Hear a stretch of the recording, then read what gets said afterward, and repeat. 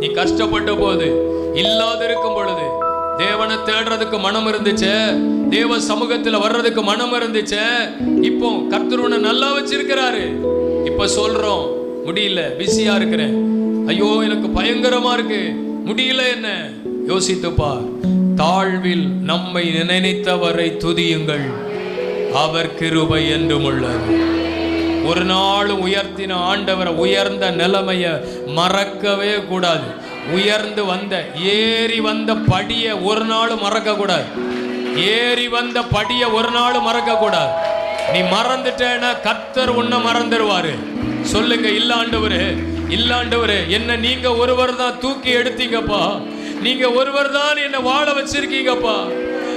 எதை மறந்தாலும் நான் உம்மை மறக்க மாட்டேப்பா.